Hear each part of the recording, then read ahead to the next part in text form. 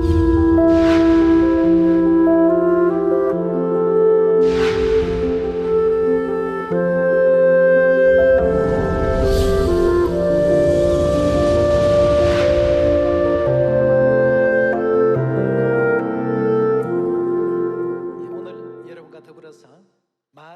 ini, marilah kita berkongsi firman Tuhan dengan khotbah bertajuk Perkataan dan Penginjilan.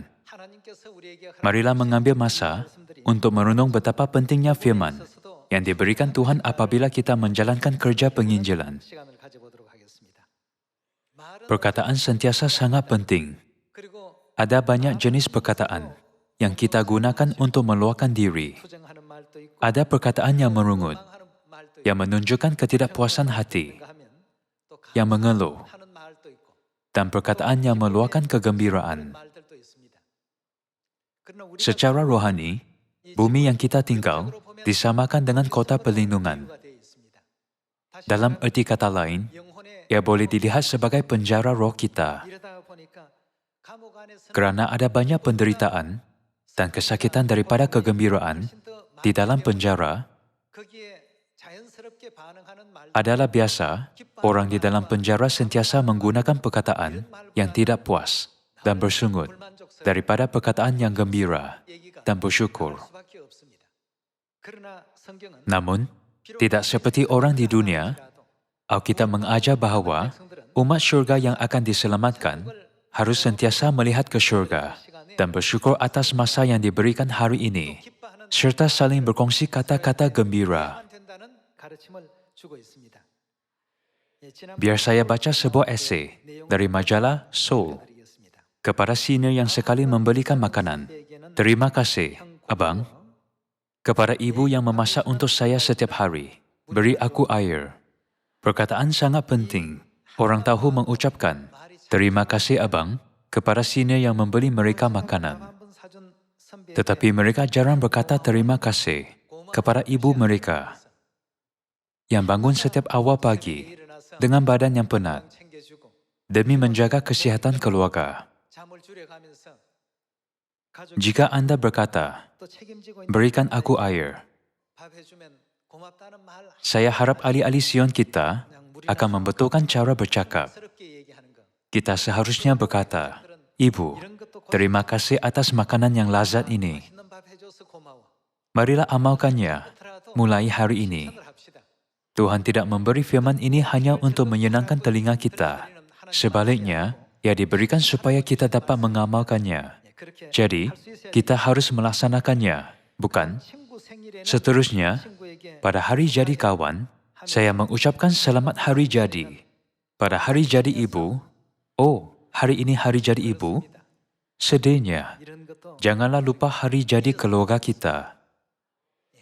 Janganlah hanya menerima, tetapi harus faham bahawa ibu kita selalunya perhatikan kita untuk memberi sesuatu kepada kita. Janganlah lupa bagaimana ibu kita terus meluangkan masanya untuk melayani kita. Janganlah hanya ingat pengorbanan ibu, tetapi juga pengorbanan bapa. Tanpa berkata apa-apa, bapa-bapa pergi bekerja pada waktu subuh dan pulang pada tengah malam. Ibu-ibu pun banyak bekerja keras. Kita sebagai anak harus sentiasa bersyukur, bukan?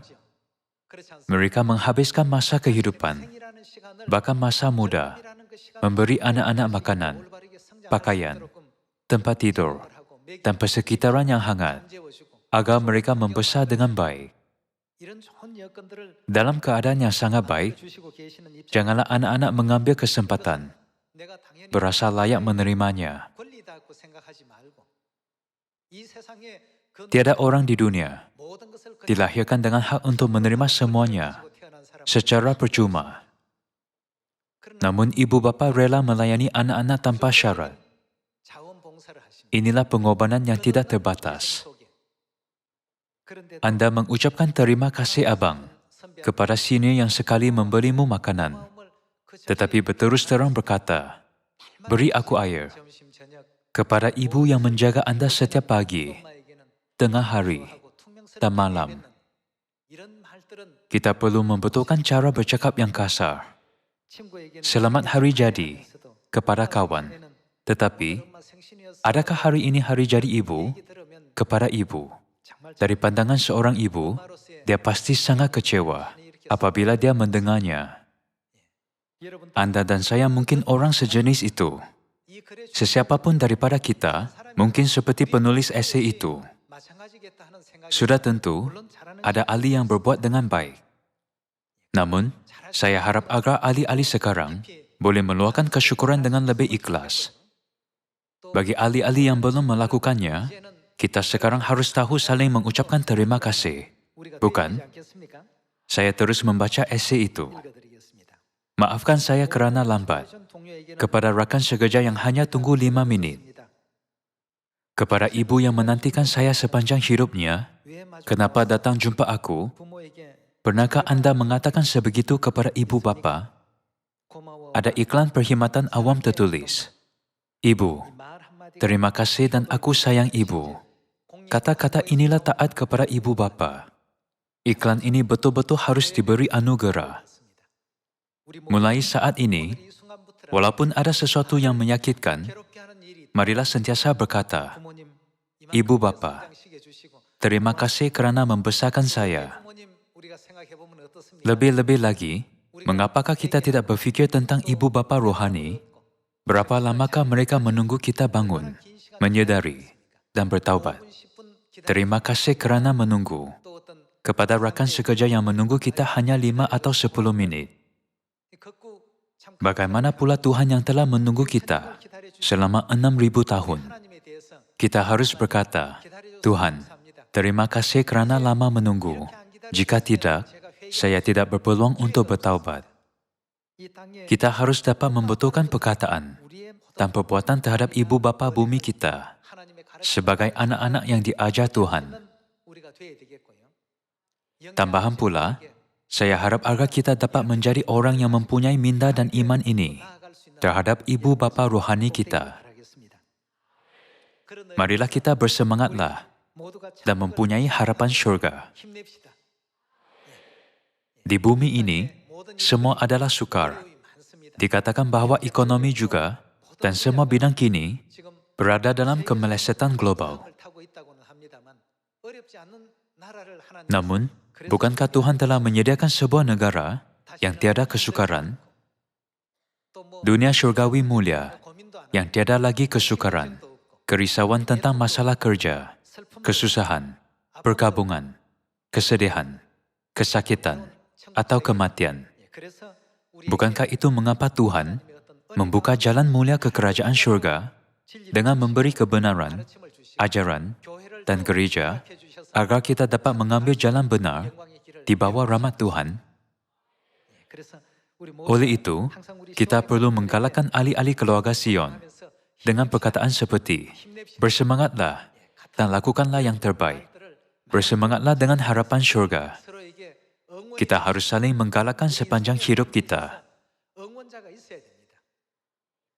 Bagaimana jika Anda tercungap-cungap dalam lomba lari? Ada seseorang memberi galakan? Jika tiada orang memberi galakan, Anda mungkin tidak mampu mengambil satu langkah lagi. Namun, jika ada seseorang yang memberi galakan, Anda akan berlari dengan lebih pantas. Anda dapat berlari walaupun tercungap-cungap. Kata-kata kepada satu sama lain sangat berkesan, bukan? Hari ini, marilah pelajari ajaran Alkitab tentang kesan perkataan dan firman kehidupan yang harus kita gunakan apabila menginjil untuk menyelamatkan dunia. Marilah melihat buku Galatia, bab 6 ayat 7.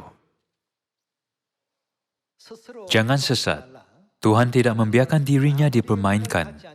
Karena apa yang ditabur orang, bagaimana, itu juga yang akan dituainya. Karena apa yang ditabur orang, itu juga yang akan dituainya. Jika ia mengambil 5 tahun, sehingga kita memasuki kerajaan syurga, dan andai kata bahawa ucapan kita dalam 5 tahun adalah penentu sama ada kita akan memasuki kerajaan syurga atau tidak. Tidakkah Yesus berkata bahawa semua yang kita ucapkan akan menghakimi kita pada hari penghakiman? Jadi mulai sekarang, kita mesti menimbulkan kata-kata yang indah, menggalakkan, membangun akhlak mulia, dan bersyukur. Jika tidak, semua perkataan yang kita ucapkan akan kembali menjadi apa? Menghakimi kita pada hari penghakiman. Jadi, bukankah perkataan yang kita ucapkan sangat penting? Itulah sebabnya Galatia bab 6 berkata, karena apa yang ditabur orang, itu juga yang akan dituainya. Jika kita mengucap perkataan yang jahat, korup dan ganas, marilah sucikan semua mulai sekarang. Harap kita menyingkirkan apa-apa perkataan yang tidak baik pada masa lalu. Tetapi jika kita sudah mengucapkan banyak perkataan yang baik, sila teruskan. Ayat 8. Sebab barang siapa menabur dalam dagingnya, ia akan menuai kebinasaan dari dagingnya. Tetapi barang siapa menabur dalam roh, ia akan menuai hidup yang kekal dari roh itu. Janganlah kita jemu-jemu berbuat baik, karena apabila sudah datang waktunya, kita akan menuai. Jika kita tidak menjadi lemah, selama masih ada kesempatan bagi kita, apa yang harus kita buat? Marilah kita berbuat baik kepada semua orang. Berbuat baik kepada semua orang, tidak kira pandangan politik, ekonomi, atau ideologi mereka, tanpa memperhatikan kepentingan dirimu sendiri. Inilah firman Tuhan. Apabila Anda berbuat baik, perkataan baik akan keluar dari mulutmu. Marilah melihat buku Efesus, bab 4 ayat 29. Ibu sentiasa memberi kita ajaran yang bernilai melalui firman ini. Tiada orang dapat hidup tanpa bercakap. Daripada menggunakan perkataan yang tidak bermanfaat, kita harus mengucapkan perkataan yang Alkitab ajarkan. Ayat 29. Janganlah ada perkataan kotor keluar dari mulutmu. Janganlah sekali-kali memikirkannya. Antara banyak jenis perkataan, janganlah kita biar sebarang perkataan yang jahat atau kotor keluar dari mulut. Tetapi pakailah perkataan jenis apa? Perkataan yang baik, untuk membangun, di mana perlu, supaya mereka yang mendengarnya beroleh kasih karunia. Inilah ajaran bapa dan ibu. Pastikanlah kita mengucapkan seperti yang mereka ajar kita. Semasa hidup di dunia, terutamanya ketika menentang pekerja jahat syaitan, kemarahan seperti api bangkit dalam hati kita. Tetapi kuasa yang dapat mengubah dunia berdosa ini ialah firman Tuhan. Jadi, kita mesti ingat ajaran yang Tuhan berikan. Bukankah kita harus pakai perkataan yang baik untuk membangun dan mengubah, serta menyucikan dunia dengan perkataan yang rahmat dan indah, daripada perkataan yang jahat dan hina? Orang yang melakukan apa yang mereka inginkan tidak dapat dianugerahkan, bukan? Marilah melihat buku Amsal, bab 15 ayat 1. Jawaban yang lemah lembut melakukan apa? Jawaban yang lemah lembut meredakan kegeraman. Tetapi perkataan yang pedas melakukan apa? Membangkitkan marah. Apabila Rom berada dalam kemuncak kekuasaan yang menaluki banyak negara lain, semasa menaluki sebuah kampung, seorang jeneral Rom melihat sekeliling kampung itu dan mendapati hanya ada wanita dan kanak-kanak. Dia berkata, "Saya akan melepaskan kamu semua, dan biar kamu membawa satu sahaja harta yang paling berharga denganmu." Jadi, banyak orang pergi dengan harta sendiri. Seorang wanita mengangkat satu barang yang sangat besar, ditutup sepenuhnya dengan kain. Tentera berkata, "Apakah ini?" Dan dia menunjukkan suaminya. Tentera itu sangat marah dan melaporkannya kepada jeneral. Jeneral itu menjerit, "Ini tidak boleh diterima. Haruskah kita bunuh orang ini sekarang?" Semasa mereka bercakap-cakap, wanita itu mengatakan sesuatu yang sangat bijak. "Bukankah Anda janji bahawa kami boleh membawa satu harta yang paling berharga? Harta yang paling berharga bagi saya ialah suamiku. Dengan berkata demikian, dia dapat menyelamatkan suaminya dan melarikan diri daripada musuh. Kalian semua, bukankah setiap perkataan sangat penting? Ada sebuah cerita lagi tentang seorang raja dan bantuan hukuman mati. Ini ialah sebuah peristiwa besar di negara. Penjenayah dijatuhkan hukuman mati atas perintah raja. Bantuan hukuman mati itu minta raja secawan air dengan mata kasihan. Dia gementar ketakutan sambil memegang air itu. Dia nampak sangat kasihan. Raja pun manusia. Jadi dia berkata, walaupun kamu seorang banduan, beta tidak akan membunuh kamu sebelum kamu habis minum. Jadi jangan risau dan minum sahajalah. Pada saat itu, mangkuk air itu jatuh dari tangan banduan itu dan pecah. Dan banduan itu tidak dihukum mati. Memandangkan dia diberitahu bahwa dia tidak akan dibunuh sebelum menghabiskan air, dia buat air itu tidak dapat diminum. Jadi dia tidak dihukum mati.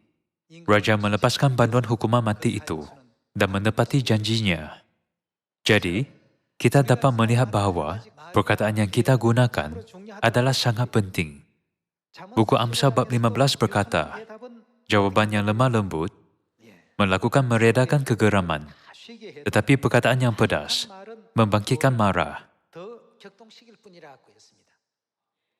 Di sini ada suami, isteri, dan ahli-ahli keluarga bersama-sama beribadah. Bukan hanya antara ahli keluarga, tetapi juga antara ahli keluarga Sion. Mulai sekarang, marilah kita mengucapkan perkataan yang lembut daripada perkataan yang pedas. Marilah melihat buku Kolose, bab 4. Bab 4 ayat 6. Hendaklah kata-katamu senantiasa penuh kasih, jangan hambar, sehingga kamu tahu bagaimana kamu harus memberi jawab kepada setiap orang. Alkitab mengajar bahawa perkataan kita hendaklah sentiasa penuh dengan berkat dan kasih kurnia Tuhan, digarami kebijaksanaan. Kita harus menggunakan perkataan indah yang akan menggembirakan setiap orang. Marilah melihat buku Titus, bab 2 ayat 7. Jadilah teladan kepada mereka dengan melakukan perbuatan yang baik. Ajarlah mereka dengan ikhlas dan bersungguh-sungguh, dan gunakan kata-kata bijak yang tidak dapat dicela. Kita harus menggunakan kata-kata yang tidak dapat dicela, supaya musuhmu malu kerana gagal mencari kesalahan kita. Mengenai perkataan, bukankah kita paling harus meluahkan kesyukuran kepada ibu bapa melalui kata-kata bersyukur? Kita harus paling mengucapkan terima kasih kepada mereka, kerana merekalah yang paling berusaha dan mengabdikan diri untuk kita. Mulai sekarang, kita harus buang fikiran, aku patut menerima segala-galanya daripada ibu bapa. Tiada orang di bumi ini layak dilayani secara percuma. Kerana ibu bapa memberi kita semuanya setiap hari, kita mungkin terbiasa menerima tanpa mengetahui bagaimana memberi. Sekarang kita harus pelajari bagaimana membalas ibu bapa. Dalam buku Titus bab 2, dikatakan bahawa kita harus menggunakan kata-kata bijak yang tidak dapat dicela. Marilah lihat buku 1 Petrus bab 2. Ada banyak ajaran tentang kata-kata. Namun antara kata-kata yang tidak terkira, ajaran yang mesti jangan kita lupakan ialah firman Tuhan. Buku 1 Petrus bab 2 ayat 1. Oleh itu, singkirkanlah segala niat jahat, penipuan, kepura-puraan, iri hati, dan semua fitnah. Seperti bayi yang baru lahir, hendaklah kamu selalu haus akan air susu suci firman Tuhan, supaya kamu bertumbuh subur sehingga beroleh penyelamatan. Mengapakah Tuhan menyuruh kita bercakap seperti itu? Akhirnya, itulah kehendak Tuhan, agar kita bertumbuh subur sehingga beroleh penyelamatan. Ayat 3. kamu sendiri telah mengalami kebaikan Tuhan. Tuhan sentiasa baik untuk kita. Di surga, kita melakukan dosa yang begitu berat yang layak mati selama-lamanya dan dibuang ke bumi. Memandangkan kita telah mengalami rahmat dan belas kasihan Tuhan, kita harus berkongsi rahmat ini dengan semua orang di dunia. Dengan demikian, kita dapat bertumbuh subur sehingga beroleh penyelamatan. Tapi kita harus mengamalkannya. Daripada berkata, disebabkan kamu, kita harus lebih kerap berkata, terima kasih. Jika Anda menggunakan perkataan disebabkan, ia akan diikuti oleh kata-kata negatif. Ini berlaku disebabkan kamu. Perkara ini salah disebabkan ibu. Ini berlaku disebabkan bapa. Semua saudara-saudari di Sion harus berkata, semua terima kasih kepada ibu dan bapa, dan terima kasih kepada Tuhan. Dengan demikian, marilah kita dilahirkan semula. Alkitab mengajar bahawa Tuhan memberi kita ajaran ini, supaya kita bertumbuh subur, sehingga beroleh penyelamatan. Marilah melihat buku 1 Petrus, bab 3 ayat 8. Dan akhirnya, hendaklah kamu semua seia sekata, seperasaan, mengasihi saudara-saudara, penyayang dan rendah hati, dan janganlah membalas kejahatan dengan kejahatan, atau caci maki dengan caci maki. Tetapi sebaliknya, hendaklah kamu memberkati, karena untuk itulah kamu dipanggil, yaitu untuk memperoleh berkat. Sebab siapa yang mau mencintai hidup dan mau melihat hari-hari baik, ia harus menjaga lidahnya terhadap yang jahat dan bibirnya terhadap ucapan-ucapan yang menipu. Siapa yang mau mencintai hidup dan mau melihat hari-hari baik, tidak mahu melihat hari-hari baik, sila angkat tangan. Mulai sekarang, hari-hari baik akan berterusan hari demi hari. Siapa yang mau mencintai hidup dan mau melihat hari-hari baik, bagaimana dengan lidah? Bukankah harus berhati-hati? Siapa yang mau mencintai hidup dan mau melihat hari-hari baik, ia harus menjaga lidahnya terhadap yang jahat dan bibirnya terhadap ucapan-ucapan yang menipu. Janganlah melakukannya dengan niat untuk menimbulkan perselisihan antara ahli. Ia harus menjauhi yang jahat dan melakukan yang baik. Ia harus mencari perdamaian dan berusaha mendapatkannya, sebab mata Tuhan tertuju kepada orang-orang benar. Dari syurga, Tuhan sentiasa melihat isi hati kita, sama ada ia benar atau jahat. Jadi menurut perbuatanmu, apakah akan berlaku? Anda akan bertumbuh. Tidak pernah ada pokok kebenaran tumbuh dalam kejahatan, ataupun buah kejahatan tumbuh dalam kebenaran. Ayat 12 sekali lagi. Sebab mata Tuhan tertuju kepada orang-orang benar, dan telinganya kepada permohonan mereka yang minta tolong. Tetapi wajah Tuhan menentang orang-orang yang berbuat jahat. Ini bermaksud, Tuhan melawan orang yang berbuat jahat. Hari ini, marilah kita sebagai anak-anak yang mahu melihat hari-hari baik, menjaga lidah terhadap yang jahat, dan bibir terhadap semua ucapan yang menipu. Marilah hanya mempunyai hati nurani Tuhan yang baik, untuk berkongsi kata-kata indah dan firman kehidupannya yang dapat membangun dan memanfaatkan pendengar. Marilah melihat buku 1 Yohanes, bab 4 ayat 5. Mereka berasal dari dunia, sebab itu mereka berbicara tentang hal-hal duniawi, dan dunia mendengarkan mereka. Kami berasal dari Tuhan. Barang siapa mengenal Tuhan, ia mendengarkan kami. Barang siapa tidak berasal dari Tuhan, ia tidak mendengarkan kami. Itulah tandanya roh kebenaran dan roh yang menyesatkan. Saudara-saudaraku yang kekasih, marilah kita saling mengasihi, sebab kasih itu berasal dari Tuhan. Dan setiap orang yang mengasihi, lahir dari Tuhan dan mengenal Tuhan. Barang siapa tidak mengasihi, ia tidak mengenal Tuhan, sebab Tuhan adalah kasih. Kata-kata berasal dari dunia, kata-kata berasal daripada Tuhan. Bukankah kata-kata berasal daripada Tuhan digunakan untuk menginjil? Agar kita memberi semua manusia kurnia keselamatan yang berharga. Marilah menyambut Paskah untuk mempunyai kehidupan kekal. Marilah melarikan diri daripada bencana. Marilah menerima pengampunan dosa dan pergi ke syurga. Semua perkataan yang digunakan semasa kita menginjil paling menggembirakan Tuhan. Jika Anda sentiasa bercakap tentang dunia, tidak dapat membangunkan orang. Jadi marilah mencari bagaimana membangunkan orang dalam buku 2 Timotius, bab 4. Bab 4 ayat 1. Di hadapan Tuhan dan Kristus Yesus yang akan menghakimi orang yang hidup dan yang mati, aku berpesan dengan sungguh-sungguh kepadamu, demi penyataannya dan demi kerajaannya. Melakukan apa? Beritakanlah firman. Kita hanya sering mengucapkan firman Tuhan daripada perkataan duniawi dan sekular yang tidak dapat membangunkan orang. Kita harus mengucapkan perkataan yang tiada lagi kematian, kesakitan, atau penderitaan, tetapi hanya kehidupan kekal dan kebahagiaan. Jika mereka hanya mendengar ini, akan diselamatkan dan pergi ke syurga, serta menerima pengampunan dosa dan menjadi imamat yang rajani di syurga. Alkitab berkata bahawa inilah jalan untuk kita membangunkan orang.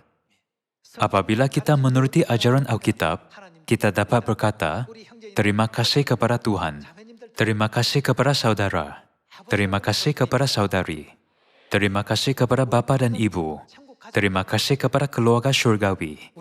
Marilah sentiasa membangunkan satu sama lain dengan berkata, terima kasih, semasa memberitakan firman Tuhan. Marilah teruskan dengan ayat 2. Beritakanlah firman, siap sedialah baik atau tidak baik waktunya, nyatakanlah apa yang salah, tegurlah dan nasihatilah dengan segala kesabaran dan pengajaran, karena akan datang waktunya, orang tidak dapat lagi menerima ajaran sehat, tetapi mereka akan mengumpulkan guru-guru menurut kehendaknya, untuk memuaskan keinginan telinganya. Mereka akan memalingkan telinganya dari kebenaran dan membukanya bagi dongeng. Banyak orang akan menumpuk perhatian kepada dongeng yang tiada kehidupan atau nilai. Ayat 5. Tetapi kuasailah dirimu dalam segala hal. Sabarlah menderita, lakukanlah pekerjaan pemberita Injil, dan tunaikanlah tugas pelayananmu. Apabila bekerja sebagai pemberita Injil, Anda dapat sentiasa membangunkan semua orang di dunia.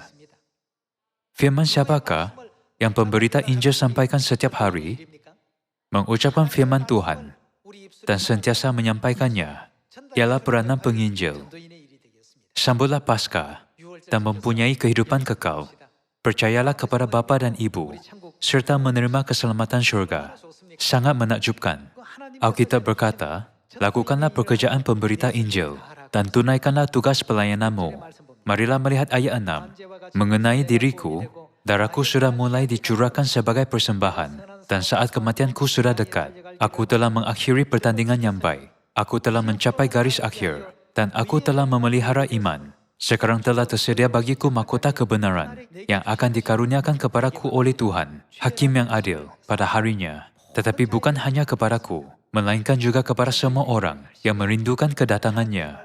Cara terhebat untuk membangunkan orang adalah rajin melakukan kerja pemberita Injil, berkongsi firman Tuhan dengan penuh semangat kepada rumah ini dan sana, serta semua orang dengan mengucapkan firman Tuhan. Biasanya kita berkata, syukur, terima kasih, minta maaf. Kita belajar itu di tadika dan sekolah rendah. Kita harus melakukan yang sama ada di rumah, gereja, masyarakat, mana-mana sahaja di negara, ataupun di dunia.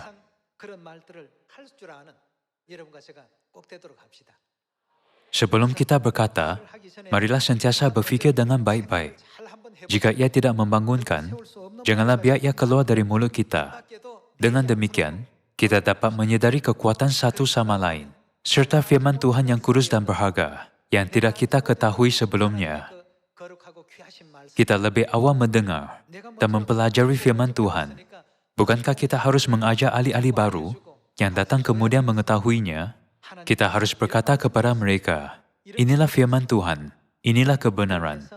Kita harus menyampaikan berita baik bahwa Bapa dan Ibu Syurgawi mengasihi kita. Bersemangatlah kerana firman Ibu Syurgawi. Kamu adalah segala-gala dalam hidupku.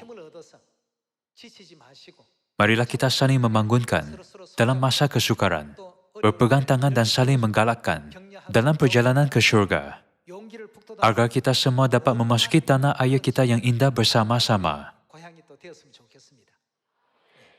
Berharap bahawa saudara-saudari Sion akan berkongsi berita baik ini dengan semua manusia.